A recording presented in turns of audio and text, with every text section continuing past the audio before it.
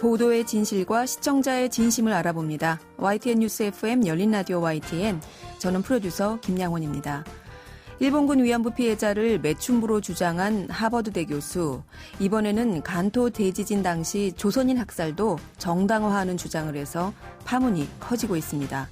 일본군 위안부 피해자 이용수 할머니는 위안부 문제를 UN 국제사법재판소에 회부해서 이렇게 반복되는 역사적 사실에 대한 그릇된 주장을 이참에 공론화하자라고 제안하기도 했는데요.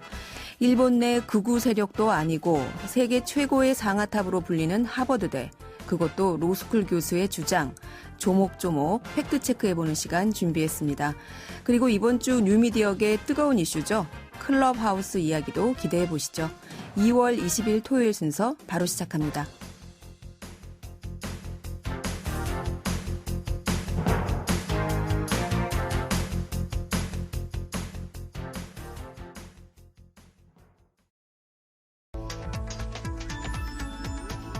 미디어가 전하는 이슈에 대한 다양한 분석과 팩트체크까지 바로 보고 뒤집어 보고 꼭꼭 씹어보기 위한 미디어 비평 프로그램 열린 라디오 YTN. 네, 지난 한 주간 있었던 뉴스들 가운데 사실 확인이 필요한 뉴스를 팩트체크해 봅니다. 팩트체크 전문 미디어죠. 뉴스톱의 송영은 팩트체커 전화 연결돼 있습니다. 송 기자님 나와 계세요? 네, 안녕하세요. 네, 안녕하세요. 네. 자, 자신의 논문에 일본군 위안부 피해자를 매춘부라고 써서 논란이 됐죠. 미국 하버드대 램지어 교수. 네. 이분이 역사적으로 봐도 너무 일방적이고 왜곡된 주장이라서 저는 바로 사그라들 줄 알았어요. 네. 그런데 파장이 계속되고 있네요. 네. 네, 일단 위안부는 매춘부였다. 이 주장부터 팩트체크해 볼까요? 네. 논란이 된 논문은요, 그 하버드 로스쿨 소속인 정확히 존 마크 램지어 교수가 풀네임인데요. 네. 이분이 저술한 태평양 전쟁에서 성매매 계약이라는 제목의 논문입니다. 이 논문 내용 보면은 램지어 교수는 위안부는 강제로 끌려간 게 아니라 자발적으로 계약을 맺고 따라간 매춘부였다. 이렇게 주장하고 있는데요. 네. 근데 이미 이 큰 주장, 이 전제는 핵시가 많이 됐습니다. 이 결론부터 말씀드리면 강제성이 있는 것으로 판명이 됐죠. 네. 그 논문 중에 몇 가지 주요 조항들을 확인해 보면요. 우선 여성들을 속여서 강제로 끌고 간 것은 일본 정부나 일본군이 아니라 조선의 민간 모집업자들이다. 이런 내용이 있습니다. 그런데 사실이 아닙니다. 네. 당시 일본군 및 일본 정부가 위안부 모집을 업자에게 요청하는 등 위안부 설치와 운영에 관여했고 또 강제성이 있었다는 것은 1990년대 이후 일본 정부가 인정한 바 있습니다. 예, 1993년이죠. 93년 8월 4일 당시 고노 요헤이 일본 관방장관이요. 그 위안소는 당시 군 당국에 요청에 따라 마련된 것이며 위안소의 설치, 관리 및 위안부의 이송에 관해서는 옛 일본군이 직접 또는 간접적으로 이에 관여했다고 담화를 통해 밝혔습니다. 네. 담화는 그 어떤 논쟁적인 사안에 대해서 정부가 이제 공식적으로 인정하는 그런 내용들입니다. 그렇죠. 네. 그래서 일본은 이미 1993년에 고노 담화에서 네. 일본군 위안소 운영에 대해서 직간접적으로 일본 정부가 관여했다. 이렇게 시인한 거예요. 네. 당시 담화에는 그 위안부의 모집에 관해서는 군의 요청을 받은 업자가 주로 이를 맡았으나 그런 경우에도 감원, 강압에 의하는 등 본인들의 의사에 반해 모집된 사례가 많았다. 더욱이 관원 등이 직접 이에 가담한 적도 있었다는 것이 밝혀졌다. 이런 내용도 있었습니다. 그리고 같은 날 일본 정부에서 그 조사 결과로 발표한 소위 종군 위안부 문제 관할이라는 자료에는 위안소의 다수는 민간업체에 의해 경영되었으나 일부 지역에서는 일본군이 직접 위안소를 경영한 사례도 있었다. 이런 내용 담겨 있었습니다. 네. 그리고 이후에 일부에서 이제 일본 일부에서 이 고노 담화를 부인하거나 좀 수정하려는 입장이 있긴 했습니다. 하지만 현재까지 위안부 문제에 대해서는 일본 정부의 공식 입장이 줄곧 계승되고 있습니다. 그런데 램지 교수는 이런 일본 정부의 공식 입장을 반영하지 않은 거죠. 네, 일본 정부의 공식 입장이 이렇게 나왔음에도 불구하고 이런 네. 것들을 잘 찾아보지 않으신 건지. 네. 네. 자, 일단 18년 전 고노다마, 지금도 일본 정부의 공식 입장인 것을 변함이 없는 거죠? 네, 지난달 1월 29일 현재 가토 가스노부 일본 관방장관이 정례 기자회견을 했습니다. 그 기자회견 내용 중에 그 한 일본의 극우단체가 있는데 그 극우단체가 일본 중학교국어에서 사용되는 종군 위안부라는 표현을 삭제할 것을 일본 문부 과학성에 요구한 그런 논란이 좀 있었는데 네. 기자가 이거에 대해서 질문을 했고요. 가수 장관이 이에 대해서 답변하던 중에 이 기자의 추가 질문으로 그럼 고노다마의 수정이 필요하냐 이렇게 질문을 했더니 가토 장관은 일본 정부의 기본적 입장은 계승하고 있다는 것이라고 설명을 했습니다. 재검토를 부인했습니다. 네, 이렇게 일본 정부도 위안부 피해자들이 강압적으로 끌려갔다는 입장을 밝힌 건데 그럼 램지오 교수의 주장은 일단 팩트부터가 틀린 거네요. 네, 그런 셈입니다. 자료를 좀 선택해서 본 것 같은데요. 네. 램지 교수는 심지어 하버드 로스쿨 교수입니다. 네. 그런데 이 로스쿨 교수가 이런 일본 정부의 공식 입장도 확인하지 않고 참고하지 않고 논문을 냈다는 게 이해되지 않고요. 그래요. 뭐 또 다른 내용으로 이 논문에서 위안부 여성들이 일한 만큼 충분히 돈을 받았고 원하면 그만둘 수도 있었다. 즉 정상적인 계약이었고 계약대로 진행됐다고도 주장했는데요. 네. 근데 이제 계약이 실제로 시키지 않은 사례나 증거도 많이 있습니다. 그렇죠. 그리고 설사 계약이 있었다 해도 그것이 그 당시의 상황이라는 게 이게 자유사에 의한 것으로 보기 어렵다는 또 일본 학자들의 견해도 있습니다. 램지 교수는 여러 사례가 다양하게 있을 텐데 이 중에 자기가 필요한 것만 좀 골라온 것 같습니다. 그러게요. 선택적으로 본인이 주장하고 싶은 것만 골라온 것 같은데 네. 자, 그런데 하버드대 하면은 세계의 최고 권위의 대학 아닙니까? 네. 근데 다른 데도 아니고 하버드대 교수가 이렇게 사실 확인이 안 된 또 일본 내에서도 어찌 보면 극우 세력의 주장을 논문화했다는 게 좀 믿기지가 않아요. 네, 하버드 내에서는 반응이 어떻습니까? 네, 바로 반발이 있었습니다. 일단 한국과 일본 역사를 공부해온 하버드 교수들이 있었는데요. 네. 지난 17일 하버드대 동아시아 언어 문화학과 카터 에커트 교수와 역사학과의 앤드류 고든 교수는 이 두 분이 성명을 내고 이 국제법 경제립이라는 학술지 3호로에 실릴 램지 교수의 논문 태평양 전쟁의 성명의 계약에 문제가 있다고 지적을 했습니다. 에커트 교수는 한국사, 고든 교수는 일본 근해사가 주전공인데요. 이들은 학술지 편집장의 요청으로 램지 교수의 논문을 검토하면서 인용문을 쭉 해본 결과 램지 교수가 위안부 피해자와 모집책, 위안소가 체결한 실제 계약을 단 한 건도 확인해보지 않은 채 논문을 쓴 것으로 나타났다고 밝혔습니다. 네. 이 두 교수진은 어떻게 읽지도 않은 계약에 대해서 극히 강한 표현을 사용하면서 믿을 만한 주장들을 만들어낸지 알 수 없다. 그래서 학문적 진실성을 해치는 지독히 폭력적인 부분이 있다고 꼬집었고요. 또 램지 교수의 논문에 한국인 위안부 피해자와 관련한 문서화된 제3자의 진술이나 실제 구술 증언 등도 없다고 비판했습니다. 그러면서 이 학술지에 이 램지 교수 논문에 대한 조사를 벌인 뒤 결과에 따라서 이 논문 게재를 철회해야 된다고 지금 촉구하고 있습니다. 네. 자, 이렇게 하버드 내에 그 두 분 전공을 하신 교수님들이 이거는 논문으로서 게재되는 게 있을 수 없는 일이다. 철회해야 한다. 이런 촉구까지 하셨는데도 불구하고 이 하버드대 총장이란 분이 또 이 램지 교수의 주장을 아니 이거는 학문적 자유 아닙니까? 라고 옹호하는 듯한 의견을 내기도 했잖아요. 네네. 그런데 학계에서는 이 옹호보다는 비판이 좀 더 많이 나타나고 있는 것으로 보입니다. 네. 그 세계적인 한국학의 대가로 꼽히는 마크 피터슨 미 브리거 명예 교수가 있는데요. 네. 이분이 이제 칼럼을 썼습니다. 위안부 다시 한국을 자각하는 일본 이런 제목인데 여기서 램지 교수 논문의 문제점은 피해자들이 어떻게 강제로 또는 속아서 위안부가 됐는지에 대해서는 비중 있게 다루지 않고 변호사들만 읽을 수 있는 법적인 주제로만 국한시켰다는 점에서 문제가 있다고 비판했습니다. 네. 또 리처드 페인터 전 백악관 윤리 담당 변호사가 있는데요. 이분이 국내 한 방송사와 인터뷰를 했습니다. 이게 좀 화제가 됐는데 이분 이력이 현재 미네소타대 로스쿨 교수로 재직 중인데 하버드대 역사학과를 나왔습니다. 네. 램지 교수도 학부는 사학을 전공하고 나중에 이제 현재 로스쿨 교수죠. 이력이 많이 비슷한데요. 네. 이 페인터 교수가 인터뷰에서 해당 논문이 폐기돼야 한다고 확신한다. 그러면서 또 그래도 직접 검토해 봤는데 이 학문적 타당성을 전혀 찾아볼 수 없었다고 말했습니다. 그러면서 일본 원폭 투하를 법 경제학적으로 분석하면 기분이 어떻겠느냐 이렇게 꼬집었습니다. 그렇군요. 네. 학계에서조차 대체적으로 램지 교수가 종합적인 판단을 한 게 아니라 편향적인 판단으로 진실을 해쳤다 이렇게 보고 있는 거군요. 네네. 그 체리 피킹이라는 용어가 있는데요. 네. 이 체리 피킹은 논리학 혹은 사회과학 이런 데서 부정적인 의미로 많이 쓰이고 있는데 이 특정 상황과 관련해서 여러 사례, 증거, 주장, 근거가 있을 때 이 중에서 자신의 주장에 불리할 수 있는 자료는 대부분 무시하고 자신한테 유리한, 논증에 유리한 사례만 선택하는 오류입니다. 이 가장 흔한 예가 확증 편향이라는 게 있는데요. 네. 이 체리 피킹은 연구나 조사가 원하는 결과가 나오게 하는 데이터를 골라 취사 선택하거나 그 데이터원을 추측하는 데도 쓰이고 있습니다. 이 정해진 결론에 위협이 되는 데이터는 종종 오염된 데이터로 해서 이제 폐기됩니다. 데이터로 쓰이지 않고 그러면서 몰아가는 거죠. 이런 식의 연구나 논문은 사실과 다르거나 혼동될 수 있습니다. 네.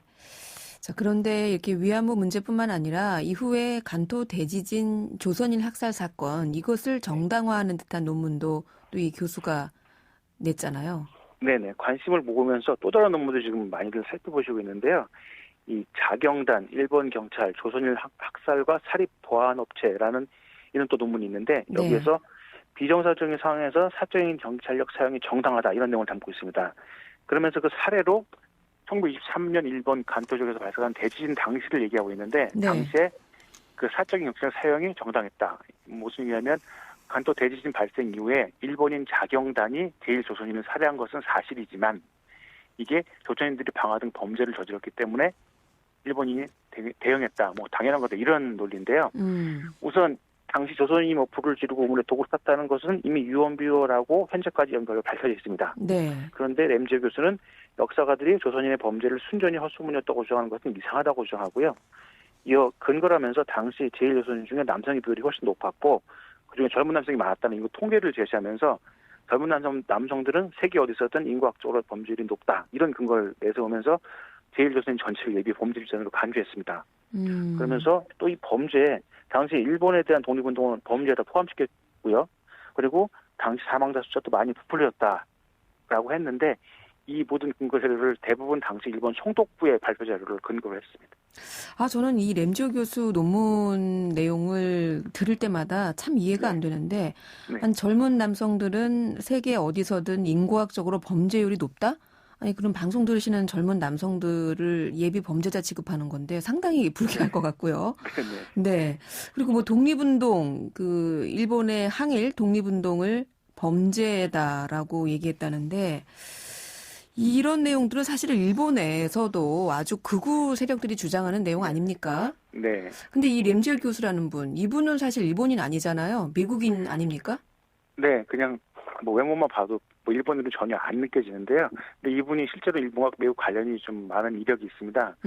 일단 그분을 소개한 하버드 홈페이지를 보면 이분의 공식 직위는 하버드대 일본법 연구 미쓰비시 교수로 되어 있습니다. 좀 특이합니다.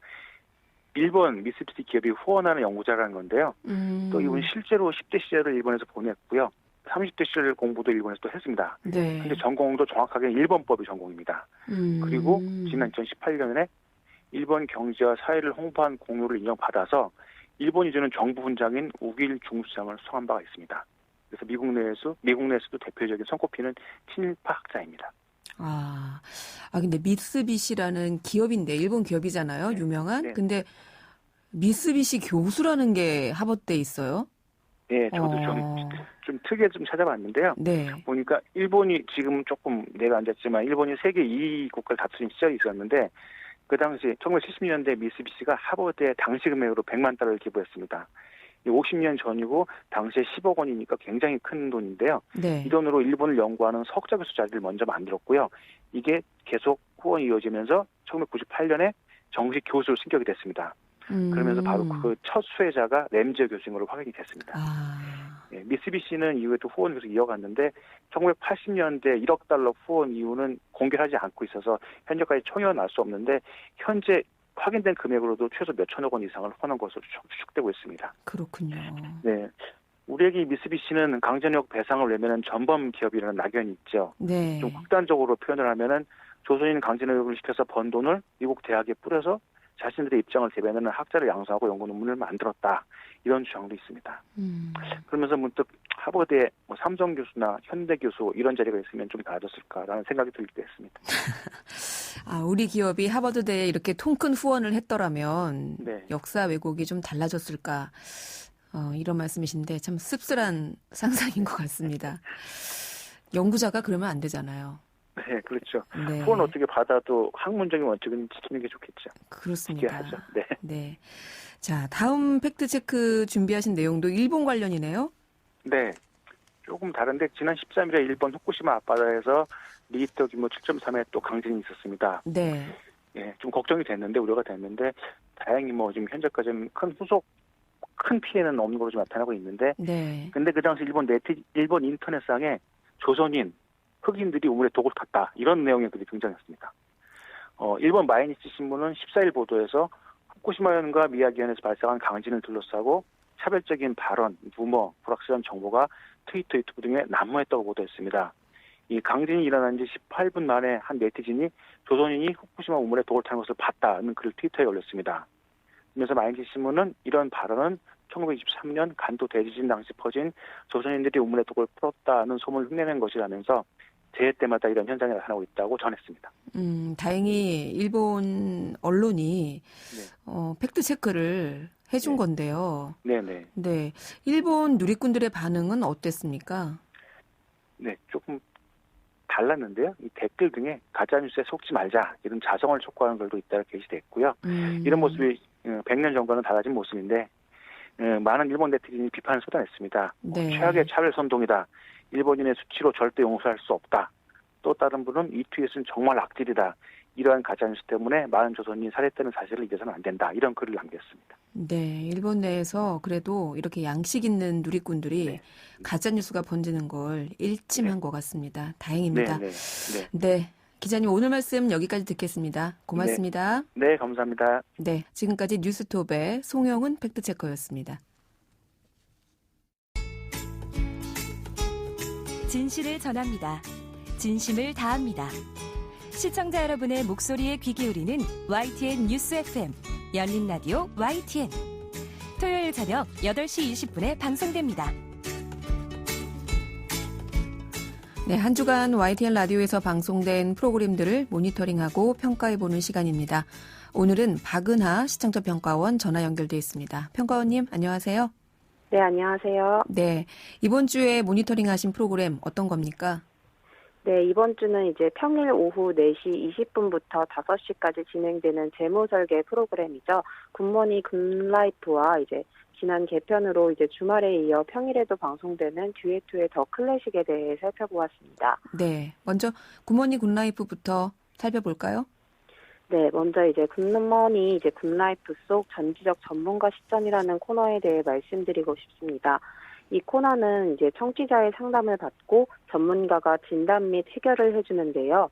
전지적 전문가 시점에서 방송되는 대부분의 청취자 사례를 보면 기존의 방송을 듣고 자신의 사례가 궁금해서 상담 신청하는 경우가 많았습니다.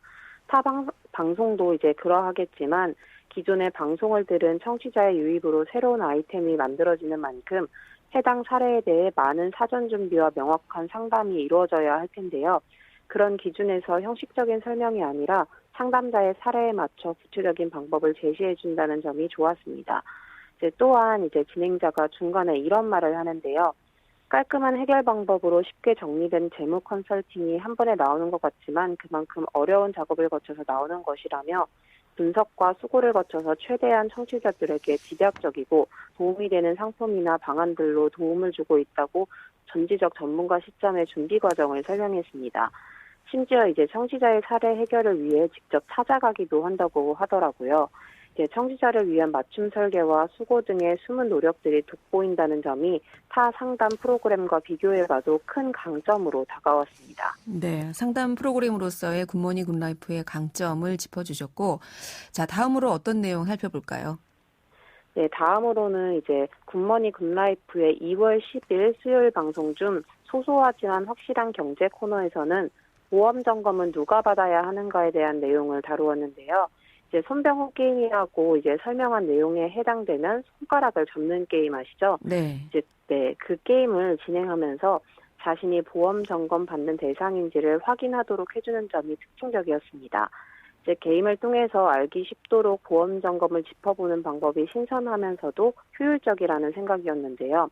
특히나 보험 점검은 누가 받아야 할지 돌아보는 주제인 만큼 청취자 누구에게나 보편적으로 해당되는 부분이어서 모두의 삶에 적용할 수 있어 좋았습니다. 네. 자, 이번에는 듀엣2의 더 클래식 모니터링 의견 들어볼까요? 네, 일단 듀엣2의 더 클래식을 들으면서 느낀 전반적인 생각은 방송 초반보다 진행이 많이 정제되었다는 점입니다. 정제된 진행으로 흘러가다 보니 이전보다 소개하는 곡과 이야기에 더욱 집중할 수 있었는데요. 기존에는 이제 진행하는 목소리가 다소 큰 편인데다가 이제 중간중간 큰 소리가 들려서 놀랄 때도 있었는데 이 점이 상당 부분 개선되었습니다. 다른 클래식 프로그램과는 다른 듀엣토만의 개성이 들어가 있으면서도 클래식 음악의 감성이 전반적으로 녹아 있어서 편안하면서도 동시에 지루하지 않게끔 재미있게 들었습니다. 듀엣토의 더 클래식을 듣다 보면 이제 듀엣토가 청취자들을 듀더지라고 애칭을 부르기도 하는데요. 이런 소통 노력도 다른 클래식 프로그램과 차별점을 보이고 있었습니다. 라디오의 감성이 살아나는 부분이라는 생각이 들었고 이전보다 팬층도 두터워졌다는 걸 체감했습니다. 카페라 듀오인 듀엣토의 강점을 살려 진행자가 음악을 라이브로 소화해준다는 점도 참신했는데요. 마치 한 편의 라디오 뮤지컬을 보는 듯한 느낌을 받았다고 할까요? 이제 두 진행자가 또 이제 설 특집에 맞게 컨셉을 잡아 진행하기도 하는데 이제 민족 정통의 명절에 어울리는 클래식 장르를 새로운 방향으로 전달하고 있다는 생각이 들었습니다. 클래식 안과 밖을 넘어드는 이제 진행력을 긍정적으로 평가했는데요.